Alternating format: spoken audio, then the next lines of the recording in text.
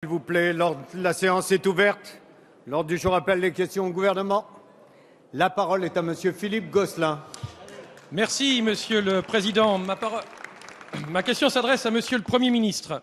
Monsieur le Premier ministre, vous avez annoncé un certain nombre de mesures nouvelles de lutte contre le terrorisme. Nous prenons acte, bien sûr, de ces mesures qui sont dictées par la gravité des événements. Ce sont des mesures attendues et nécessaires. Une partie du reste de ces mesures avait été proposée depuis longtemps par le groupe UMP et il y a quelques mois, vous les aviez écartées, mais c'était l'an dernier et je me réjouis de cette réelle politique. Mais je m'interroge avec nombre de collègues, Monsieur le Premier ministre, sur leur financement à budget constant. Comment comptez-vous mettre en œuvre ces mesures ? Nous savons d'ores et déjà, par exemple, que le budget de la défense ne sera pas tenu. Des hypothétiques recettes exceptionnelles, de financement d'opérations extérieures, des reports de charges, plus de 5 milliards d'euros manquent déjà au budget. Sur quelle économie allez-vous gager ces nouvelles dépenses ? Nous ne pouvons évidemment accepter un simple système de vases communicants. En effet, on peut se demander si les moyens que vous proposez sont à la hauteur de l'événement. D'un point de vue technique, d'une part, étaler sur 3 ans les emplois nouveaux et les mesures budgétaires paraît inapproprié au degré de la menace qui n'a jamais été aussi élevée et immédiate. Sur le montant, vous proposez 233 millions sur 3 ans pour le ministère de l'Intérieur, 181 millions pour la justice. Je rappelle incidemment au passage, et sans vouloir faire d'amalgame, que ce sont 179 millions d'euros qui ont été budgétés en 2015 sur une seule année pour organiser la conférence sur le climat. Voilà. Un projet de finances rectificative, Monsieur le Premier ministre, je pense, s'impose. Monsieur le Premier ministre, nous soutiendrons, vous le savez, toutes les mesures qui pourront aller dans le bon sens, dans le sens d'une plus grande fermeté dans la lutte contre le terrorisme. Mais nous serons extrêmement vigilants sur la traduction législative et budgétaire. Merci, Monsieur Gosselin. La parole est à Monsieur Christian Eckert, secrétaire d'État chargé du budget. Merci, Monsieur le Président, Mesdames, Messieurs les députés, Monsieur le député. Merci de votre question et du soutien que vous apportez au gouvernement et à l'ensemble de la demande des Français de plus de sécurité. Je vous rappelle que la sécurité était déjà au cœur des priorités budgétaires de ce gouvernement, avec des créations de postes, notamment dans la police et dans la gendarmerie, à hauteur de 1000 postes supplémentaires par an, devant une situation où, disons-le simplement, les pratiques précédentes n'étaient pas de même nature. Alors vous nous interrogez sur les moyens de financer, pour l'année 2015 et les années suivantes, l'ensemble des mesures qui ont été annoncées après le Conseil des ministres de ce matin. Il y a d'autres mesures d'ailleurs qui sont actuellement à l'étude, et nous aurons l'occasion peut-être d'en reparler cet après-midi, concernant les aspects que le Président de la République a soulignés lors de son discours aux armées, concernant les moyens de nos forces militaires, aussi bien pour leur engagement dans les opérations extérieures que leur participation dans le maintien de la sécurité dans notre pays. Pour l'année 2015, le budget a été voté par les assemblées, par le Parlement. Il y aura un examen très attentif de l'ensemble des budgets parce que la solidarité qui a été montrée par l'ensemble de notre pays en direction de la sécurité et des forces militaires doit s'exprimer aussi au travers de nos décisions budgétaires. Il n'y aura pas, à court terme, lieu de prévoir de loi de finances rectificative. Nous travaillons actuellement avec l'ensemble du gouvernement, l'ensemble des ministres, et notamment encore samedi prochain, à la formalisation des décisions budgétaires auxquelles le Parlement sera pleinement associé et en tout état de cause informé très rapidement, notamment au sein de la Commission des finances. Merci, Monsieur le ministre. La parole est à Madame Françoise Descamps-Crosnier. Oui, merci, Monsieur le Président. Ma question s'adresse à Monsieur le Premier ministre. Monsieur le Premier ministre, après les attentats qui ont endeuillé la France et le sursaut républicain et populaire qui les a suivis, le temps des décisions en termes de politique publique est venu. Notre réponse doit être globale, inscrite dans la durée et à la hauteur des enjeux auxquels nous faisons face.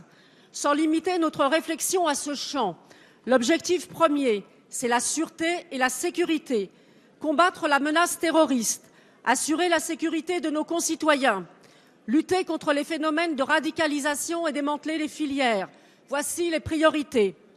Depuis 2012, plusieurs mesures permettant de mieux répondre à ces objectifs ont été prises, parmi lesquelles le renforcement des moyens humains et matériels des forces de sécurité et de justice, 2 lois antiterroristes, dont la dernière est en date du 13 novembre 2014, un plan de lutte contre la radicalisation et les filières terroristes présenté en Conseil des ministres du 23 avril dernier, la réforme et la consolidation des services de renseignement, incluant notamment la création de la Direction générale de la sécurité intérieure. D'autre part, au plan international, notre pays est aux avant-postes du combat contre la barbarie terroriste. Sur tous les bancs, nous saluons l'engagement et le dévouement des forces de sécurité et des fonctionnaires qui effectuent leur mission au service de la République dans un contexte particulièrement difficile. Nous saluons également la mobilisation exceptionnelle des moyens décidés par le gouvernement, dont le déploiement de 10 500 militaires sur le territoire national dans le cadre du dispositif Vigipirate. Mes chers collègues, aujourd'hui, à l'occasion du Conseil des ministres, des mesures très fortes en matière de sécurité ont été annoncées, tant en moyens matériels qu'en effectifs. Elles représentent un effort de 736 millions sur 3 ans. Nous tenons à les saluer, elles sont à la hauteur de l'enjeu. Monsieur le Premier ministre, pouvez-vous détailler devant la représentation nationale les mesures décidées ce matin et les effets que vous en attendez? Merci, madame. La parole est à monsieur le ministre de l'Intérieur, Bernard Cazeneuve. Madame la députée, vous rappelez à juste titre l'importance des mesures qui ont été arrêtées ce matin par le gouvernement, annoncées par le Premier ministre et qui viennent en appui de ce qui avait déjà été décidé par ce gouvernement depuis 2012. Je pense notamment au confortement de la Direction générale de la sécurité intérieure qui, au terme d'un rapport élaboré par le député Jean-Jacques Urvoas, a été transformé en Direction générale de la sécurité intérieure et rattaché directement au ministre de l'Intérieur, 432 emplois en plus, 12 millions d'euros destinés à améliorer les capacités technologiques de cette direction. Le plan de ce matin constitue un effort exceptionnel dans 3 domaines. Le premier domaine, c'est celui des moyens humains. Il y aura, à la fois dans l'administration de la justice et dans l'administration du ministère de l'Intérieur, des moyens significatifs qui permettront aux services, face à la menace terroriste, de s'armer davantage. C'est 500 emplois en plus dans la Direction générale de la sécurité intérieure, c'est 500 emplois en plus sur le service du renseignement territorial, ce sont des emplois en nombre également au sein du ministère de la Justice, de l'administration pénitentiaire, de la PJJ, de manière à faire en sorte que dans le volet prévention, dans le volet renseignement, nous soyons davantage armés. Deuxièmement, il y a une nécessité d'armer aussi nos services juridiquement de manière à leur permettre d'être plus efficaces. C'est l'objet de la loi renseignement, préparée également par le Parlement et qui devra, en procédure accélérée, passer devant le Parlement au premier trimestre de l'année 2015. Enfin, nous avons également souhaité, à travers ce dispositif présenté par le Premier ministre, améliorer encore les organisations, la circulation de l'information entre les différents services, notamment du ministère de l'Intérieur, de manière à avoir des analyses du risque plus fines encore et mieux cibler ceux que nous devons surveiller de manière à limiter le risque. Ce sera l'objet de modifications de structures et de méthodes qui sont portées par le ministère de l'Intérieur. La parole est à monsieur Rudy Sall. Monsieur le Président, ma question s'adresse à monsieur le ministre de l'Intérieur. Monsieur le ministre, à la suite des événements que notre pays a traversés il y a quelques jours, à la suite de l'attentat de ce matin à Tel Aviv, et je veux que nous ayons une pensée pour tous nos amis israéliens, toutes les initiatives visant à renforcer la sécurité et la traçabilité des transports, et notamment aériens, doivent être prises en considération. En octobre 2006, la mise en place du code frontière Schengen a entraîné la suppression programmée du contrôle systématique des personnes aux frontières intérieures terrestres, maritimes ou aéroportuaires entre les 26 États de Schengen. Le 30 mars 2008, les contrôles aux frontières aériennes ont été levés. De surcroît, il y a 2 ans, le contrôle des identités et l'embarquement des avions sur les vols intérieurs était encore systématique. Pour les compagnies aériennes, ceci permettait de vérifier que le nom du passager indiqué sur la carte d'embarquement correspondait bien à son identité. Bien sûr, les contrôles de sécurité sont maintenus avec les portiques, la palpation aléatoire ainsi que le visionnage des bagages à main. Ceci présente un certain nombre de garanties quant au port d'armes ou d'explosifs. En revanche, un passager peut acheter un billet d'avion sur Internet, imprimer sa carte d'embarquement et prendre place à bord d'un avion sans que son identité ne soit vérifiée. Cela permet éventuellement de voyager sous le nom d'un tiers. Cette opportunité permet de se déplacer rapidement sur plusieurs centaines de kilomètres sans risque d'être suivi et peut faciliter, par exemple, la fuite de certains terroristes. Alors ma question est une proposition, Monsieur le Ministre. Rétablissez sans tarder la présentation d'une pièce d'identité lors des embarquements dans les avions sur l'ensemble des vols. Merci. La parole est à Monsieur Bernard Cazeneuve, ministre de l'Intérieur. Monsieur le député Rudissal, je veux vous dire immédiatement que je partage en tout point les préoccupations de votre question, l'objectif que vous proposez d'atteindre et veux vous rendre compte des initiatives que nous avons prises au cours des dernières semaines pour atteindre le but. D'abord, vous avez raison de dire qu'il y a un règlement de l'Union européenne qui a été pris, qui a été en application à partir de 2008 et qui ne rend plus obligatoire les contrôles des documents d'identité des passagers qui circulent dans l'espace intra-européen. C'est parce que nous avons conscience des problèmes que pose cette disposition dans le cadre de la lutte contre le terrorisme qui implique que l'on soit constamment en situation de rétablir la traçabilité des parcours des passagers que nous avons saisi la Commission européenne, notamment avec mon collègue franco-allemand, de manière à ce que ce règlement soit revisité. Et dans l'attente que la Commission européenne accepte qu'il puisse être à destination d'un certain nombre de provenances, procéder à des contrôles systématiques de manière à garantir la sécurité que vous appelez de vos vœux. Donc nous sommes dans l'action, nous avons fait des propositions, le dialogue avec la Commission est fructueux, nous allons aboutir. Deuxièmement, comme vous l'avez remarqué à travers les dépêches qui ont été publiées encore au cours des dernières heures, il y a une prise de conscience des institutions européennes de la nécessité d'avancer vite sur le PNR. Je serai devant la commission Libé du Parlement européen le 4 février prochain, de manière à bien expliquer les raisons pour lesquelles nous avons besoin de cet outil et les contreparties que nous pouvons afficher en termes de protection des données, de manière à ce qu'il y ait plus de sécurité sans qu'il y ait moins de liberté. Troisièmement, nous sommes avec le ministère des Transports, Madame Royal et le ministre Vidalis, en train de finaliser un décret destiné à améliorer les contrôles sur les bagages et jusqu'à l'embarquement pour un certain nombre de passagers. Ce décret sera présenté au Conseil d'État, il sera pris dans les meilleurs délais pour assurer la sécurité des trafics sur l'espace aérien. Merci, Monsieur le Ministre. La parole est à Monsieur Denis Baupin. Merci, Monsieur le Président. Madame la Ministre de l'Écologie, vous avez déclaré la semaine passée que la France devrait programmer une nouvelle génération de réacteurs nucléaires. Au moment où la filière nucléaire française accumule échecs industriels et faillites financières, je ne vous cache pas que cette déclaration nous a laissés pour le moins dubitatifs. Certes, vous avez cassé un tabou en actant que tous les vieux réacteurs ne seront pas prolongés. Le président de l'autorité de sûreté l'a d'ailleurs confirmé hier. Par ailleurs, en parlant de génération nouvelle, vous tirez la conclusion logique du fiasco de l'EPR. Au vu de la multiplication par 3 des budgets et des retards gigantesques accumulés, cet enterrement est une décision de bon sens. Nos voisins britanniques, eux aussi, s'interrogent sur la pertinence du projet EPR Hinkley Point, tellement coûteux que l'électricité y serait 30 à 50% plus chère que l'éolien terrestre. Dans ces conditions, Madame la Ministre, puisque le nucléaire neuf n'est pas compétitif, ne serait-il pas temps d'ouvrir un grand débat sur la meilleure façon de remplacer le vieux nucléaire? En 2014, 2/3 des installations nouvelles de production d'énergie dans le monde étaient renouvelables. Et la part du nucléaire dans le mix électrique mondial ne cesse de chuter. Au moment où le monde entier se tourne vers l'efficacité énergétique et les renouvelables, notre pays a-t-il éternellement vocation à s'isoler? Nous n'avons pas le droit, la réponse est claire de ce côté-là, nous n'avons pas le droit de nous tromper une nouvelle fois en nous entêtant à produire des Minitel quand le monde entier passe à Internet. Avant toute décision, donnons la parole aux Français. Pour remplacer le vieux nucléaire, veulent-ils une technologie coûteuse, dangereuse et qui constitue une impasse industrielle, ou préfèrent-ils les filières d'avenir où se situe la compétitivité et les emplois d'aujourd'hui et de demain? Ce choix est crucial pour notre pays et pour notre industrie. Merci, Monsieur Baupin.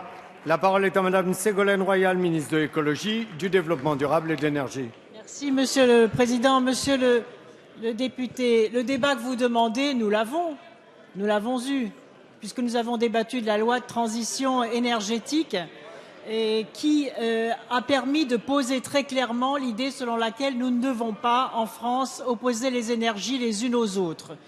Et c'est ce que nous avons fait avec cette loi qui a été adoptée par l'Assemblée nationale, à laquelle vous avez d'ailleurs contribué, et qui a mis en valeur 2 points sur lesquels je voudrais insister.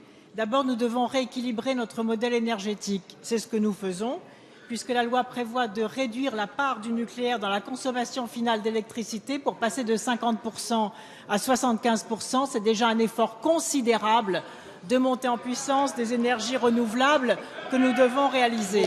S'il vous plaît. Ensuite, nous devons votre assurer énergie. la sécurité et l'indépendance énergétique de notre pays. Alors c'est vrai que certains pays amis et voisins ont renoncé au nucléaire, comme l'Allemagne et l'Italie, mais force est de constater que pour l'un, ils ont rouvert des mines de charbon. Je ne pense pas que ce soit le modèle énergétique que vous souhaitez. Et par ailleurs, ils achètent en France de l'électricité d'origine nucléaire, puisque la France vend 15% de sa production d'électricité. Mais si la réalité est là. Et donc, nous devons anticiper le futur sur toutes les énergies, y compris sur le nucléaire, puisque en 2025, l'âge des réacteurs nucléaires sera en moyenne de 40 ans, vous le savez, et pour être prolongé, il faudra l'accord de l'autorité de sûreté nucléaire. Et c'est pourquoi nos entreprises, EDF, Areva et le CEA, investissent dans l'innovation et dans les nouvelles technologies des nouveaux réacteurs qui tiendront compte du retour d'expérience de la 3e génération et de la 4e génération, comme c'est le cas pour le démonstrateur. Merci. La parole est à monsieur Laurent Wauquiez.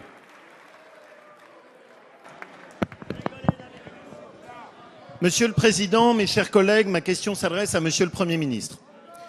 L'unité nationale face au terrorisme islamique est nécessaire et l'UMP y tient toute sa place. Cette période suppose que chacun pèse ses mots et les mots comptent. Hier, vous avez parlé, Monsieur le Premier ministre, d'un apartheid dont seraient victimes les quartiers en France. Un apartheid, c'est-à-dire le racisme d'État, la ségrégation des populations noires par la population blanche en Afrique du Sud. Nous serions donc responsables. La France serait-elle raciste selon vous? Monsieur le Premier ministre, la France n'est pas Soweto. Monsieur le Premier ministre, la France n'est pas l'apartheid. Et en disant cela, vous affaiblissez nos valeurs alors qu'il faut les défendre. Il faudrait, selon vous, encore plus de moyens dans les quartiers pour faire reculer l'intégrisme et le terrorisme. C'est une profonde erreur. Vous pourrez mettre des milliards d'euros que vous ne changerez rien si vous ne commencez pas par rétablir l'autorité républicaine. En disant cela, vous expliquez l'inexplicable. C'est cette culture de l'excuse qui conduit à cautionner la violence. Les jeunes seraient victimes de la France et donc ils se retourneraient contre la République. Non, monsieur Valls. Bien sûr, il y a des difficultés, mais rien n'excuse l'intégrisme islamique. Et la priorité, ça n'est pas plus de moyens, ça n'est pas plus de social. La priorité, c'est remettre de l'autorité et sortir du laxisme qui a régné depuis trop d'années. Mais vous dites qu'il ne faut plus parler d'intégration et d'assimilation. Nous pensons au contraire qu'il faut réaffirmer l'autorité du pacte républicain. Toutes les personnes, quelle que soit leur origine, doivent respecter les règles communes et s'intégrer.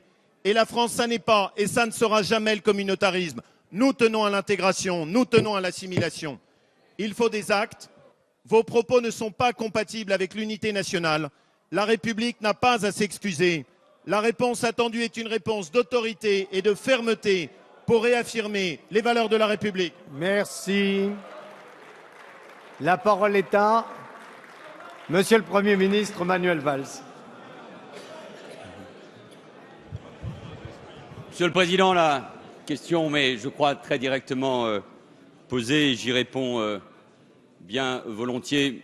Monsieur Wauquiez, moi, je comprends toutes les questions et toutes les remarques et je l'ai déjà dit plusieurs fois, dans ce climat nécessaire d'unité nationale, cela ne doit pas empêcher les débats et surtout la recherche de solutions et avec modestie parce que nous sommes face à des défis considérables. C'est tout simplement ce que j'ai voulu dire avec l'expérience, je le dis modestement, qui est la mienne, pas comme Premier ministre ou ministre de l'Intérieur, mais d'élu de la banlieue parisienne, de maire d'Évry pendant 11 ans, et les mots que j'ai utilisés hier, parlant, oui, de processus de ségrégation, de ghettoisation, d'apartheid territorial, social et ethnique pour un certain nombre de quartiers, je les ai toujours utilisé parce que, comme d'autres ici, sur tous les bancs, je les ai vécus directement. Et pourquoi je les utilise? Mais parce que je suis profondément républicain, comme vous tous, et parce que je pense que la réponse, précisément, c'est l'État, c'est l'ordre républicain, c'est la République. Parce que moi, comme vous, je ne peux pas accepter, Monsieur Wauquiez, que dans les quartiers et que dans un certain nombre de quartiers de ce pays que j'aime, comme vous, il y ait ces processus qui font qu'on entasse, et j'utilise ce mot, les mêmes populations avec les mêmes origines et aujourd'hui avec la même religion. Ça n'est pas ça la France. Et moi, je veux une réponse. Et cette réponse, je veux que ce soit l'État, que ce soit l'ordre républicain, que je défends comme beaucoup ici depuis des années. Et cette réponse, celle de l'État, celle de l'ordre républicain, celle des moyens, parce qu'il faut aussi des moyens, c'est celle que nous avons commencé à donner la semaine dernière, mais plus particulièrement ce matin, après les mesures que nous avons présentées en Conseil des ministres, parce que le terrorisme, le djihadisme, l'islamisme radical, on lutte avec des moyens, en donnant encore plus de moyens à la police, à la gendarmerie et au renseignement. C'est ce que nous faisons depuis 2 ans et ce que nous allons continuer à faire, parce que c'est une priorité qui, là, c'est une priorité qui, là, Monsieur Jacob, nous unit tous et il ne peut pas y avoir, j'en suis convaincu, de différence sur ce sujet-là. Mais l'autre réponse, elle est bien plus compliquée. L'autre réponse, elle est bien plus compliquée. C'est oui, c'est la réponse républicaine. Bien sûr, beaucoup a été fait. Et depuis des années, prenons les 30 ans, Monsieur le Président, vous en avez été un des chaînons importants de la politique de la ville. Encore il y a quelques semaines, nous avons fêté, célébré, souligné avec Jean-Louis Borloo les 10 ans de l'ANRU. 5 milliards ont été encore annoncés. Depuis 30 ans, la politique de la ville, la rénovation urbaine, les moyens qui ont été mis sont des moyens avec des politiques publiques qui ont été les mêmes. Il y a une forme de continuité, reconnaissons-le. Et en même temps, il y a aussi des échecs qu'il faut constater. Et après ce qui s'est passé, parce que moi je n'oublie pas qu'avant ces terribles événements que nous avons connus, la question des fractures territoriales, qui ne concernent pas d'ailleurs, vous le savez parfaitement, que les territoires urbains, question du sentiment de relégation plus générale, la crise d'identité, la crise de confiance à l'égard non seulement des responsables publics, mais tout simplement des élites. Tous ces éléments-là, ils demeurent. Ils peuvent être d'ailleurs même accentués malgré la formidable réponse du peuple français. Et face à cela, comme je l'ai fait il y a une semaine devant vous, je veux qu'on dise clairement les choses. Les solutions, elles pourront parfois nous séparer. Mais pas de faux débat, Monsieur Wauquiez. La République, l'ordre républicain, l'État, les services publics, la lutte contre les inégalités, l'égalité, les moyens, Monsieur Wauquiez, les moyens que nous donnons et qu'il faudra amplifier pour l'école de la République, parce que c'est ça le moyen pour faire en sorte de recréer une espérance. Voilà ce que je veux. Mais moi, Monsieur Wauquiez, vous ne me trouverez pas ni sur le terrain de la polémique, ni sur des faux débats, parce que le moment est trop important pour rompre l'unité nationale. L'unité nationale, moi je veux la porter, je veux l'incarner, parce qu'elle est plus que jamais nécessaire, et parce que, Monsieur Wauquiez, c'est ce que les Français attendent de nous, nous mettre au niveau de leurs exigences. Merci, Monsieur le Premier ministre. La parole est à Madame Marie Récalde. Merci, Monsieur le Président. Ma question s'adresse à Monsieur le ministre de la Défense. Monsieur le ministre, à la suite des événements tragiques qui ont endeuillé notre pays en ce début d'année, je tiens tout d'abord, moi aussi, à rendre un hommage appuyé à nos forces de sécurité et à leur professionnalisme sans faille dans ce moment de crise extrême. Je tiens également à saluer la contribution importante que nos forces armées ont apporté sans délai aux forces de sécurité publique pour garantir la sécurité de nos concitoyens. Lors de ses vœux aux armées, le 14 janvier dernier, le président de la République a annoncé un ralentissement du rythme de réduction des effectifs du ministère de la Défense afin de donner les moyens humains nécessaires aux armées pour lutter contre la menace terroriste sur le territoire national. Actuellement, au total, ce sont 19 000 hommes qui sont engagés sur le territoire français et sur les opérations militaires extérieures. La décision de notre chef des armées d'engager nos forces au Sahel et désormais en Irak dans la lutte contre le terrorisme était une décision courageuse et ô combien nécessaire, non seulement pour la sécurité de ces régions et de leur population, mais aussi pour la nôtre. Nous le mesurons aujourd'hui avec plus de gravité encore. Monsieur le ministre, sans remettre en cause la loi de programmation militaire, dont une actualisation est déjà prévue avant la fin de l'année, comment comptez-vous renforcer nos capacités de protection du territoire national, ainsi que nos capacités de renseignement et de lutte contre les cyberattaques?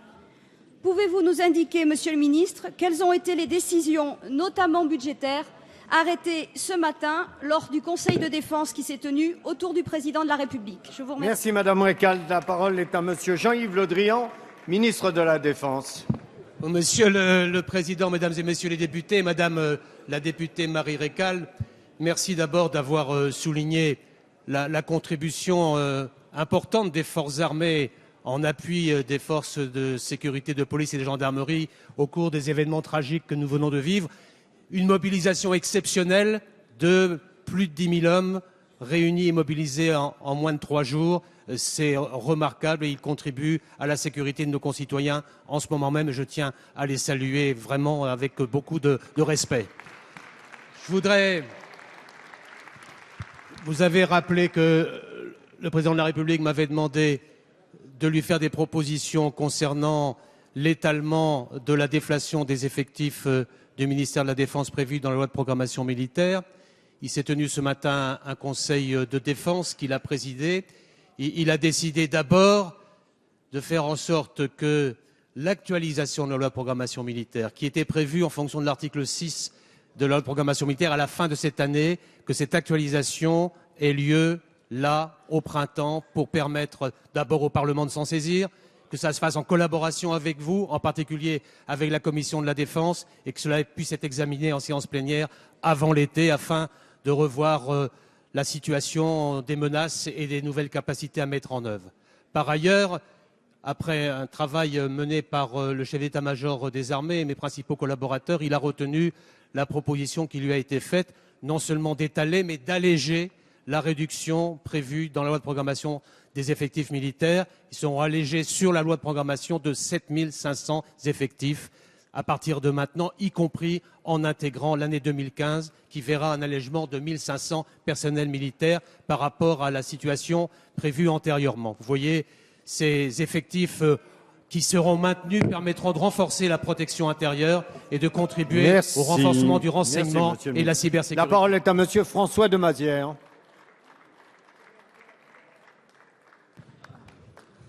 Merci, Monsieur le Président. Cette question s'adresse à Monsieur le Premier ministre. Monsieur le Premier ministre, nous avons tous été unanimes pour rendre hommage aux forces de police et aux forces de gendarmerie. Vous avez d'ailleurs, la semaine dernière, témoigné avec le ministre de l'Intérieur cette solidarité nationale. Maintenant, peut-être qu'il faudrait le traduire aussi dans les faits. Vous connaissez bien le plateau de Satory, la plus grande concentration de gendarmerie de France, avec 6 escadrons mobiles et aussi le très célèbre GIGN qui a encore été remarquable les jours derniers. Or, vous savez que les conditions matérielles de vie des gendarmes sur le plateau de Satory ne sont pas satisfaisantes. Leurs logements, parfois, sont indignes. Ils ne le disent pas parce qu'ils ont un pudeur de vous demander d'abord des crédits pour leur fonctionnement. Mais leur logement mérite d'être aménagé. Alors vous venez parler des crédits de l'ANRU en répondant à notre collègue Laurent Wauquiez. Est-ce que vous ne pensez pas que dans un geste de solidarité nationale, et je crois que nous serons tous ici d'accord, ne pensez-vous pas que l'on pourrait distraire un peu de ces crédits pour que sur ce plateau, comme dans d'autres campements militaires, il y ait enfin un peu de dignité dans les logements? Je pense que c'est quelque chose que vous devriez examiner. Nous attendons une réponse positive de votre part. La parole est à Monsieur le ministre de l'Intérieur, Bernard Cazeneuve. Oui, monsieur le député de Mazières, je voudrais vous apporter immédiatement, sans tarder, la réponse positive que vous attendez légitimement compte tenu des efforts qui ont été faits par les gendarmes et les policiers au cours des dernières semaines. D'abord, quelques chiffres, parce qu'il faut toujours être précis quand on engage la discussion sur ces sujets. D'abord, le parc immobilier de la gendarmerie, c'est près de 4000 logements, donc à peu près 600 sont des logements domaniaux. Ça représente à peu près 31 000 logements de gendarmes. C'est donc un sujet considérable. Au cours des 6 dernières années, enfin plus particulièrement entre 2008 et 2012, les crédits alloués au logement de gendarmes ont diminué d'à peu près 17%. C'est la raison pour laquelle le Premier ministre, lorsqu'il était ministre de l'Intérieur, il a confirmé cet arbitrage il y a peu de temps, a proposé que l'on augmente de 22% les crédits d'engagement, de 9% les crédits de paiement, ce qui se traduit pour l'année 2015, monsieur le député, ça va tout à fait vous rassurer, par une enveloppe de 79 millions d'euros alloués au renouvellement des logements des gendarmes, dont 70 millions d'euros en crédit de paiement, ce qui est une augmentation très significative de l'enveloppe que nous allouons à cela. Par ailleurs, comme nous considérons qu'il y a d'autres sujets sur lesquels il faut se mobiliser pour la gendarmerie, nous avons aussi décidé d'augmenter de 40 millions d'euros par an les crédits alloués à la gendarmerie et à la police pour le renouvellement de leur parc de véhicules, ce qui permettra de financer 2000 véhicules neufs par an, ce qui permettra à la gendarmerie, à la fois sur la question du logement et sur la question des véhicules, de voir répondu à des attentes qu'elle exprime depuis longtemps. Enfin, pour assurer la modernisation de nos forces, nous avons décidé d'allouer sur les 3 prochaines années 108 millions d'euros à l'équipement numérique et à la modernisation de la police et de la gendarmerie dans le cadre du plan 3.0. Tous ces crédits seront significativement abondés au terme des décisions prises ce matin et annoncées par le Premier ministre. Merci, Monsieur le Ministre. La parole est à Monsieur Nicolas Sansu. Merci, Monsieur le Président.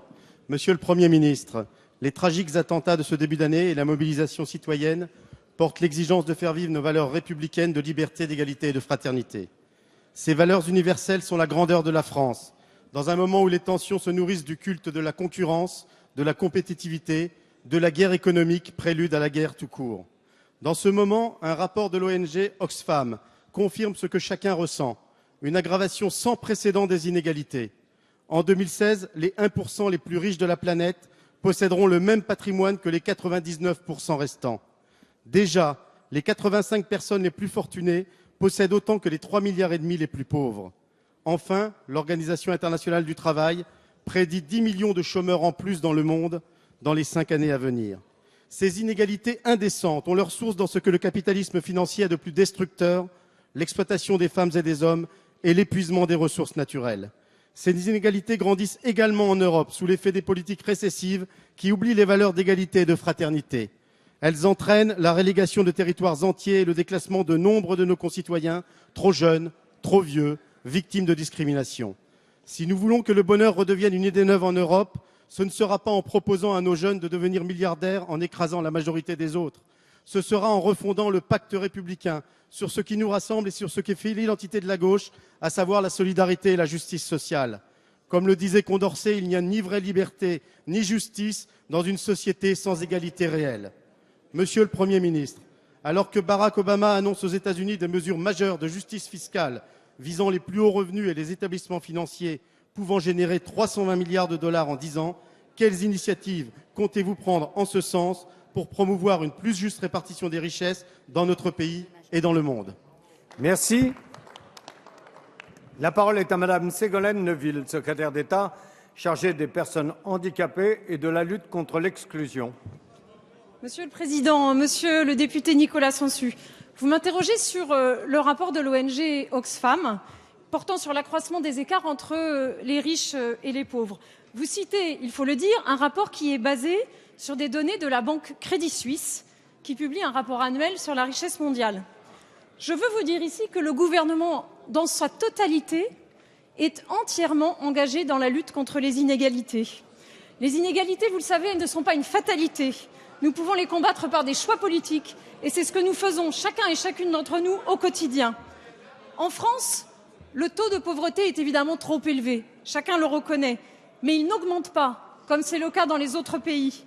Car nous avons un système de solidarité, monsieur le député, reconnaissez-le, qui permet de protéger le plus grand nombre contre les situations de dénuement extrême.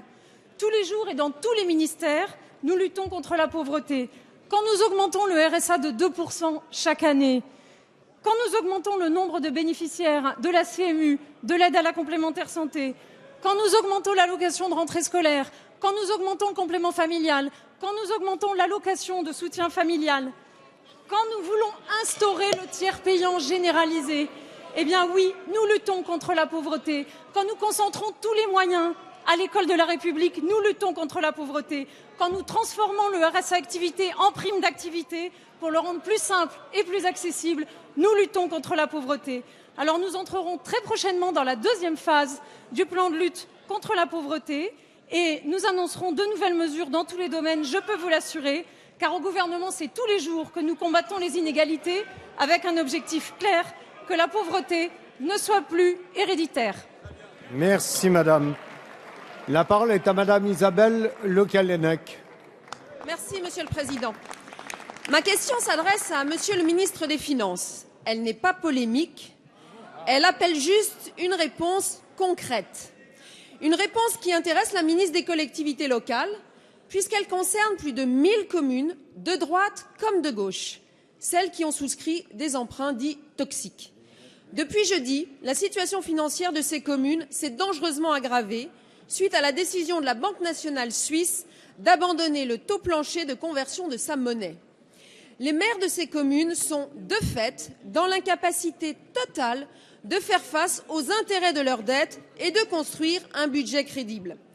Pour certains d'entre eux, ils payent leur imprudence, mais pour d'autres, celle de leurs prédécesseurs qui s'étaient bien gardés de dire la réalité à leurs concitoyens avant les élections municipales. Je pourrais prendre plusieurs exemples, dont celui de notre collègue Sylvain Berrios, député maire de Saint-Maur, mais pardonnez-moi, j'en prendrai un au hasard en Ille-et-Vilaine, à Bru, 18 000 habitants. Le taux d'intérêt d'un prêt de 4 millions contracté en partie en francs suisses a bondi en quelques jours de 15 à 27%. Résultat, 1 million d'euros de frais financiers à rembourser et une indemnité de sortie de ce prêt littéralement asphyxiante, comprise entre 11 et 15 millions d'euros. Alors un fonds de soutien d'1,5 milliard a été dégagé en faveur des collectivités concernées. Avant même d'être consommé, il n'est déjà plus à la hauteur des sommes colossales qui sont en jeu à la suite de l'envolée du franc suisse. Les collectivités ont jusqu'au 30 avril pour émarger à ce fonds. Vous avez annoncé, Monsieur le ministre, une concertation avec l'ensemble des parties prenantes. Ma question est donc simple. Quand comptez-vous les réunir pour leur proposer quoi précisément et quel calendrier avez-vous retenu? Je vous remercie. Merci. La parole est à Monsieur Christian Eckert, secrétaire d'État chargé du budget. Monsieur le Président, Mesdames, Messieurs les députés, Madame la députée Le Callennec, ma réponse ne sera pas plus polémique que votre question. Votre question est légitime. Elle concerne 1 millier environ de collectivités et plusieurs dizaines d'hôpitaux qui, eux aussi, ont souscrit ou se sont vus fourguer, pardon de cette expression familière, des emprunts dits toxiques. Il est difficile d'ailleurs de faire la part des choses entre ceux qui l'ont fait en responsabilité, en connaissance de cause, et ceux qui ont été abusés essentiellement par un organisme bancaire, pas un seul, mais essentiellement par Dexia. Les emprunts toxiques ont été logés à l'initiative de gouvernements précédents dans une structure qui s'appelle la SFIL, mais qui a la garantie de l'État. Le gouvernement, je ne suis pas sûr qu'un autre gouvernement eût choisi une autre solution, et donc ma réponse n'est pas polémique. Le gouvernement a mis en place, vous l'avez dit, un fonds de soutien d'1,5 milliard sur 10 ans, alimenté d'ailleurs à parité entre l'État et les organismes bancaires, l'ensemble des organismes bancaires. Pourquoi? Parce que certains ont mis en cause aussi la responsabilité de l'État qui, en tant qu'organisme de contrôle des collectivités, aurait, selon certains, manqué à de la vigilance dans ces contrôles. Et donc, le gouvernement a bien entendu observé les évolutions que vous avez signalées, je n'y reviens pas. Nous avons besoin d'évaluer l'ampleur des effets de cette brutale envolée du franc suisse Il est vrai que cela peut atteindre plusieurs milliards d'euros. Dans les tout prochains jours, nous réunirons l'ensemble des parties prenantes. Nous avons déjà commencé avec la Suisse et nos services ce travail. La parole est à Monsieur Yann Gallu. Merci, Monsieur le Président. Monsieur le Président, ma question s'adresse à Monsieur Bernard Cazeneuve. Monsieur le Ministre de l'Intérieur, il y a très exactement 15 jours, notre pays était plongé dans l'horreur et la stupéfaction après les attaques terroristes dont il a été victime. Face à ces actions, notre République a su relever la tête et le Président de la République et le gouvernement ont su répondre immédiatement à la menace. La mobilisation historique qui a suivi ces actions terroristes montre la volonté de nos concitoyens de réaffirmer nos valeurs. Le Président de la République, le Premier ministre et vous-même avez, dès les premiers jours, annoncé des mesures extrêmement fortes, tant sur le plan humain que sur le plan des moyens. Le terrorisme pose à notre pays un défi opérationnel considérable. Pour y faire face, nous devons renforcer de nouvelles dimensions de notre organisation de sécurité. Le Premier ministre a présenté ce matin un plan d'ensemble sur les mesures pour répondre à cette situation. Nous examinerons très prochainement, début mars, un projet de loi sur le renseignement qui adaptera le cadre légal de l'action des services pour mieux prendre en compte l'émergence d'Internet. Ce texte devra conjuguer le renforcement des moyens des services et la protection des libertés publiques avec un contrôle indépendant. 3000 personnes doivent être surveillées dans le cadre de la lutte antiterroriste. La loi permettra de remplir cette mission dans les meilleures conditions. Par ailleurs, le gouvernement propose un dispositif de lutte contre la radicalisation et l'endoctrinement. Ce dispositif se déploiera sur les territoires via notamment la protection judiciaire de la jeunesse, en prison et bien évidemment sur Internet. Alors que s'est ouvert hier à Lille le Forum international de la cybersécurité, nous mesurons pleinement la nécessité d'intensifier nos efforts dans ce domaine. Monsieur le ministre de l'Intérieur, pouvez-vous nous préciser les modalités pratiques de la mise en œuvre des mesures annoncées par le gouvernement? Merci, Monsieur Gallu. La parole est à Monsieur Bernard Cazeneuve, ministre de l'Intérieur. Nous sommes, Monsieur le député, effectivement confrontés à un nouveau défi qui est celui que jouent les moyens numériques dans les actions terroristes. Qu'il s'agisse de l'engagement de ressortissants vulnérables et qui ont accès à des sites, à des blogs qui appellent et provoquent au terrorisme, 90% de ceux qui s'engagent dans des opérations terroristes s'engagent après avoir consulté des sites sur Internet. Nous avons également sur Internet énormément de propos qui sont tenus notamment sur les réseaux sociaux, qui sont des propos racistes, antisémites, qui sont tenus d'ailleurs sans qu'il y ait de régulation. Cela crée un contexte, cela crée un climat qui peut appeler à la haine et inciter un certain nombre de ressortissants à s'autoradicaliser, à commettre des actes. Après la tragédie du 7, du 8 et du 9 janvier, nous avons constaté sur la plateforme Pharos 1300 cyberattaques émanant de groupes terroristes et 25 000 signalements émanant de personnes nous indiquant le comportement, les propos tenus par des citoyens qui appelaient au terrorisme. Donc il faut des moyens puissants. Et ces moyens puissants, quels sont-ils? D'abord, l'application de la loi du 13 novembre avec le blocage administratif des sites, le déréférencement des sites. Je veux redire ici qu'en lien avec la Commission européenne, l'ensemble des textes d'application seront pris au 1er février prochain. Deuxièmement, dans le cadre du plan, renforcement des moyens de la direction centrale de la police judiciaire et en son sein de la sous-direction de la lutte contre la cybercriminalité, avec des emplois destinés à conforter la plateforme Pharos et l'ensemble des moyens technologiques dont nous avons besoin pour permettre l'intervention par pseudonyme de nos services, faire des cyberpatrouilles, procéder à des perquisitions à distance sur les ordinateurs. Nous avons ensuite un véritable travail à faire à travers la loi sur le renseignement qui doit être peaufiné, qui doit être préparé pour être examiné en urgence dans les prochaines semaines. Et enfin, nous avons un travail à faire avec les opérateurs Internet. Il est conduit par l'ensemble des institutions européennes pour aboutir à un résultat rapide. La parole rapide. est à Madame Jeanine Dubié. Merci, Monsieur le Président. Ma question s'adresse au ministre des Affaires étrangères et du Développement international. Monsieur le ministre, vous n'ignorez pas que le projet de partenariat transatlantique de commerce et d'investissement entre l'Europe et les États-Unis, le TTIP, suscite de nombreuses inquiétudes chez nos concitoyens et attire de nombreuses interrogations, notamment en raison de l'opacité des négociations.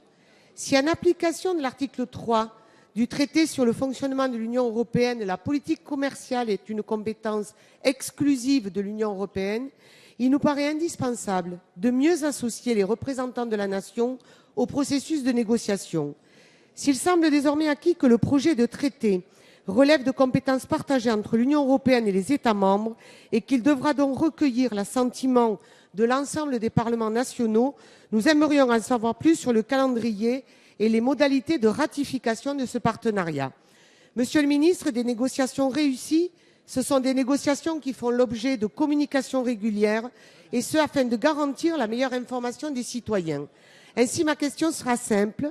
Pouvez-vous nous dire si ce projet de traité devra requérir l'accord de tous les parlements nationaux pour être adopté, et quand le Parlement français sera-t-il sollicité?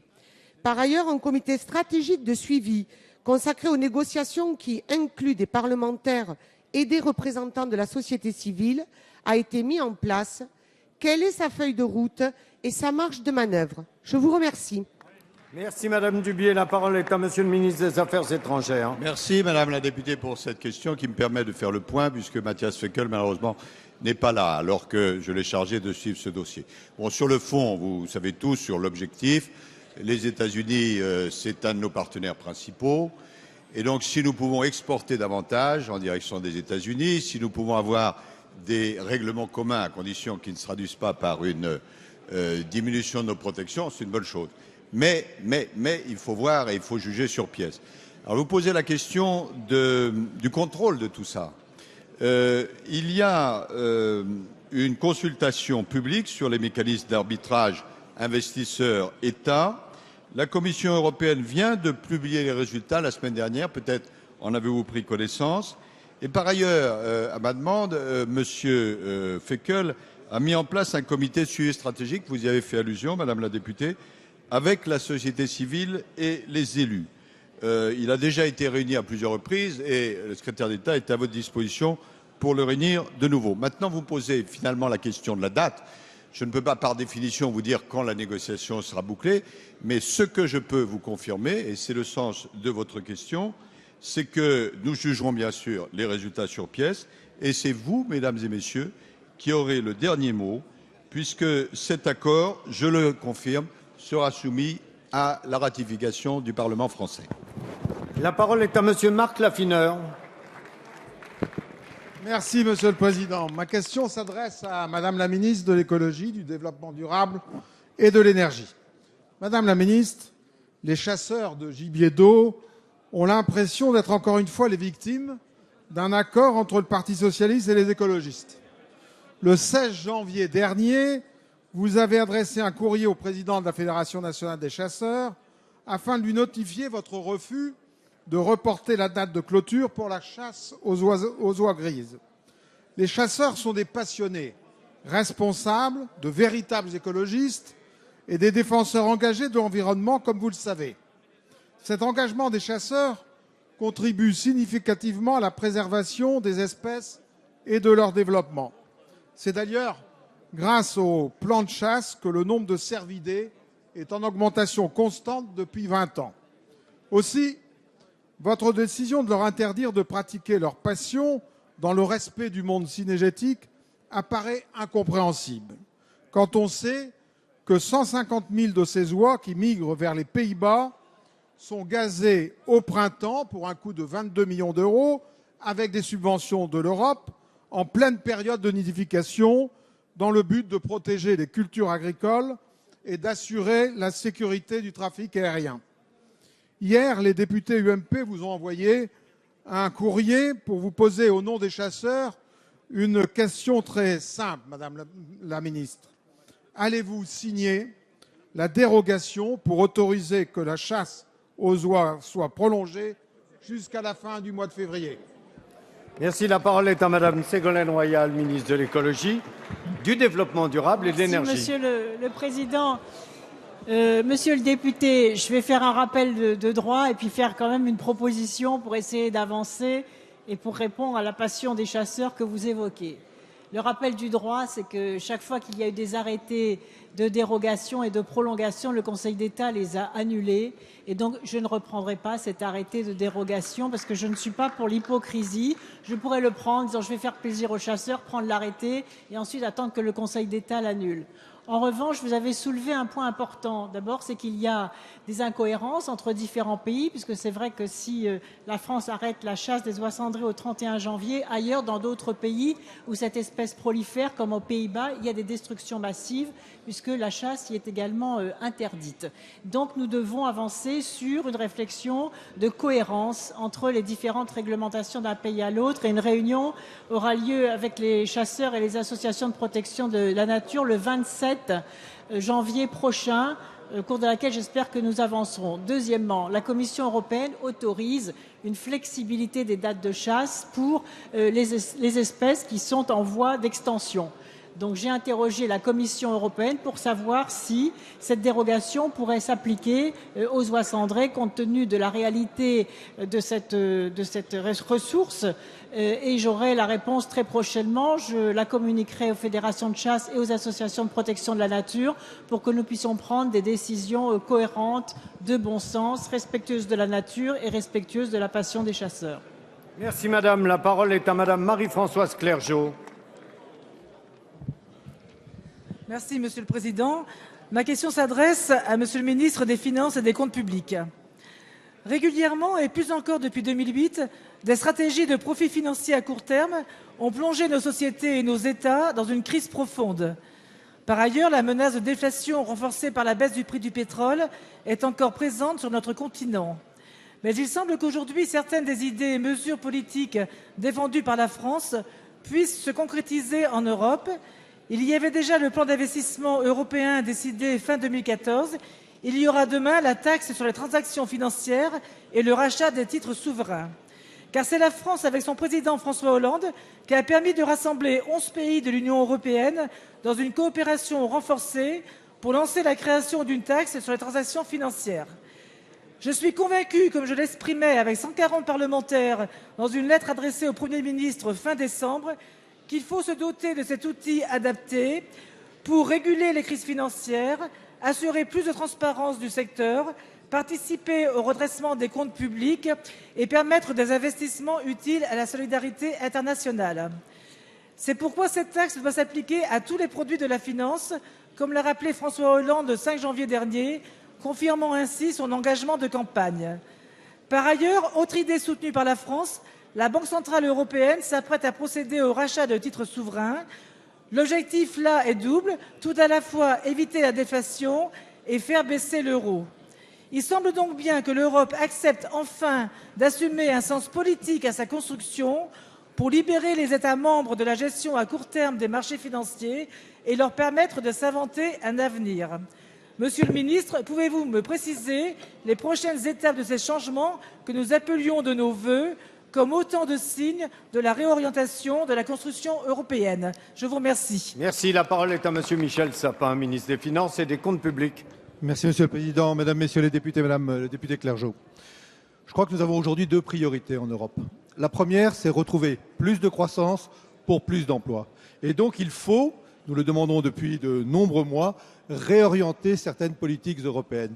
Les réorienter pour que les nécessaires diminutions des déficits budgétaires ne pèsent pas trop sur la croissance. Certains pays doivent continuer à faire des efforts comme nous-mêmes, d'autres ont des capacités pour investir, comme par exemple l'Allemagne. Nous devons aussi saluer, soutenir, encourager la Banque centrale européenne qui prend des décisions, qui a pris, qui va prendre des décisions qui sont extrêmement favorables à la croissance et à l'emploi, avec des taux bas et avec une valeur de l'euro qui est beaucoup plus maintenant conforme à la réalité par rapport à une monnaie comme celle du dollar. Mais nous ne devons jamais oublier que si la crise a eu des dégâts qu'il faut réparer en termes de faible croissance et de trop fort chômage, elle avait aussi des causes, cette crise, celle de 2008-2009.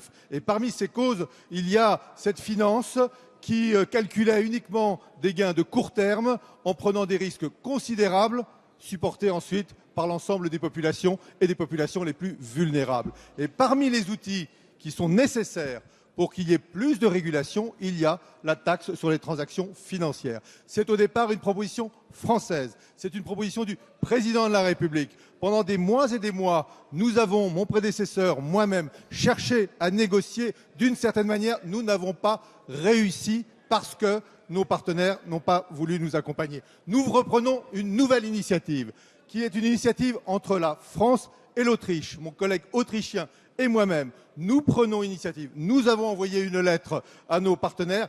Dès lundi prochain, dès mardi prochain, lundi, mardi, nous allons travailler avec nos collègues des finances parce qu'il faut une taxe large, une base large, un taux peut-être faible, mais que l'on engage enfin et que cette belle idée devienne une réalité. La parole est à Madame Nicole Hamelin. Merci, Monsieur le Président. Mes chers collègues, Monsieur le Premier ministre, le moment est important pour la France et nous le savons tous. Le défi premier est bien de renforcer notre défense collective contre la menace terroriste. Le groupe UMP est évidemment résolument engagé sur cette voie. Mais n'oublions pas le reste, tout le reste, dirais-je. Les immenses défis sociaux liés à la montée inexorable du chômage qui condamne la croissance, l'augmentation des inégalités et la déstabilisation de secteurs entiers de notre économie qui sont autant de risques pour notre cohésion sociale. Je prendrai l'exemple de l'agriculture, dont on parle trop peu. Confrontés à la fin des quotas laitiers le 31 mars prochain, les producteurs se retrouvent seuls face à l'industrie laitière, parfois même sans relations contractuelles établies. Actuellement, une action collective oppose l'organisation de producteurs Normandie-Ouest à la société Lactalis. Nous voyons bien l'inquiétude de ces producteurs confrontés à un marché mondial dont les perspectives 2015 sont à la baisse et à une marge de négociation collective et a fortiori individuelle extrêmement limitée. Quelle médiation et au-delà, quel type d'accompagnement l'État compte-t-il apporter à cette profession essentielle aux yeux des Français, en termes bien sûr d'alimentation, mais aussi en termes de composantes essentielles de l'industrie agroalimentaire. L'agriculture, notamment laitière, est l'une des professions les plus contraintes et les plus exposées à travers des contraintes administratives, environnementales et aujourd'hui de revenus, et avec néanmoins une lourdeur de charges d'exploitation et de structures qui ne sont pas suffisamment prises en compte dans le prix du lait. Malgré les dispositions européennes du paquet lait de 2012, il n'existe pas d'organisation de producteurs suffisamment puissante aujourd'hui, y compris à l'échelle européenne. Quelles mesures supplémentaires à court terme comptez-vous prendre pour accompagner la restructuration de l'élevage français dans cette transition difficile et que peut-on attendre de l'Observatoire européen créé en 2014 ? Merci Madame Hamelin. La parole est à Monsieur Stéphane Le Foll, ministre de l'Agriculture, de l'Agroalimentaire et de la Forêt. Monsieur le Président, Madame la députée, vous avez évoqué la question de la filière laitière. Il y a plusieurs sujets qui concernent cette filière. Il y a à la fois, premier point, la sortie des quotas laitiers qui est effective cette année 2015 et sur lequel il faut trouver des solutions pour l'après-quota laitier. Je ne peux pas dire d'ailleurs que dans les discussions que nous avons eues jusqu'ici, ce choix qui avait été fait en 2008 ait suscité beaucoup d'engouement chez les autres pays européens pour trouver des mécanismes de régulation. La France a proposé à 2 reprises des solutions. Un papier a été encore envoyé. Il sera en discussion en plusieurs étapes sous présidence lettone pour forcer l'ensemble des pays européens à être plus coopératifs dans le domaine du lait. L'observatoire des prix, c'est très bien, mais observer les prix en Europe sans tenir compte de ce qui se passe sur le marché mondial est une erreur. Et les conséquences des baisses des prix viennent d'abord des grands marchés de poudre de lait à l'échelle internationale. Ça, c'est le premier point. Le deuxième, vous avez évoqué la filière laitière avec les possibilités données aux organisations de producteurs de contester la non-application des contrats qu'ils ont eux-mêmes signés avec les laiteries. Je voudrais vous rappeler que la loi d'avenir qui a été adoptée le 14 septembre 2014 intègre dans un article le fait que les producteurs peuvent, de la même manière que ça avait été voté d'ailleurs dans la loi Hamon sur les classes actions, avoir des actions collectives pour contester l'application des contrats. Et donc, ce qui est en train de se passer pour contester ce qui se passe avec cette laiterie que vous avez évoquée, je le dis, c'est pleinement intégré dans le domaine de la loi. Troisième élément, c'est comment on évite d'arriver à des situations conflictuelles. On a dans la loi aussi adopté l'idée de la médiation qui nous avait permis de dégager 25 € en 2013 supplémentaires pour les producteurs. Et on a à travailler avec l'ensemble de la grande distribution, ce qui est engagé déjà aujourd'hui, pour éviter que la pression se fasse sur les prix et sur les producteurs. Merci. La parole est à Madame Bernadette Laclais. Monsieur le Président, ma question s'adresse à Madame la ministre des Affaires sociales, de la Santé et des droits des femmes. Madame la ministre, vous allez prochainement présenter devant le Parlement une loi visant à réformer notre système de santé pour le rendre plus efficace, moins coûteux et pérenne. Tous les Français sont concernés par les avancées que vous proposerez. Cette loi de santé vise à faciliter le parcours de soins des personnes, à lutter contre les inégalités dans l'accès aux soins. Il est axé autour de la prévention, et ce, dès le plus jeune âge. Cela signifie que dès l'école, nous devons accentuer la prévention contre, par exemple, le surpoids ou le tabac. Cela signifie aussi que tous les Français doivent avoir accès à l'information facilement. Mais cela signifie aussi, et surtout, que les difficultés financières que peuvent rencontrer nos compatriotes ne doivent pas être un frein aux soins. Vous avez annoncé la généralisation du tiers payant. Les patients n'auront plus à avancer de frais pour ensuite se faire rembourser par la sécurité sociale. Nous devons mettre aussi fin aux démarches administratives longues, coûteuses et fastidieuses pour chacun.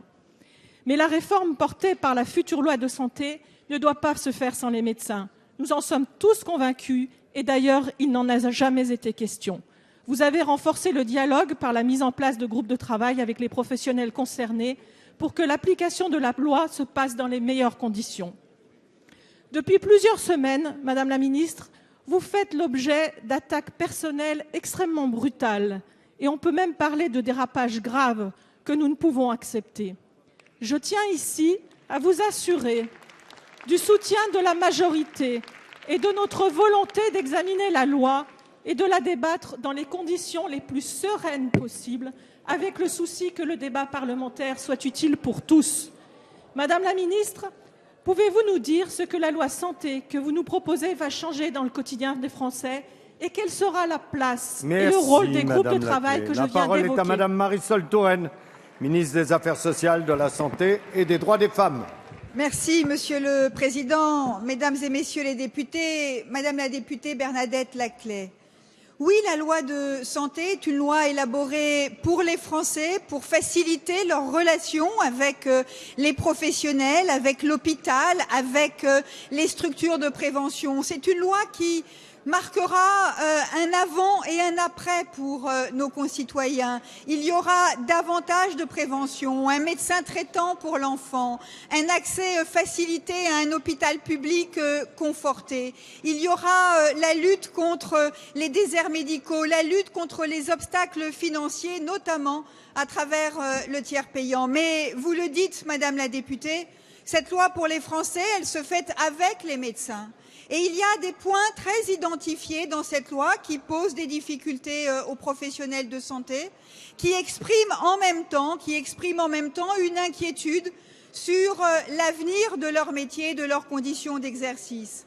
Je n'ai cessé de dialoguer avec leurs représentants et dès aujourd'hui se mettent en place toute une série de groupes de travail qui doivent nous permettre de trouver des points de convergence et d'aller de l'avant dans l'intérêt des Français. Car je crois que nous avons collectivement intérêt à faire en sorte que la santé, qui est un élément fondateur de notre pacte social, soit au cœur des politiques de la République. Et je vous remercie, Madame la députée, du soutien que vous m'apportez, car cette discussion, elle doit se faire de manière sereine, faire en sorte que les avancées utiles et nécessaires se trouvent par la voie du dialogue et jamais les injures et les insultes, et aujourd'hui moins que jamais, jamais les insultes et les injures ne peuvent prendre la place du débat démocratique.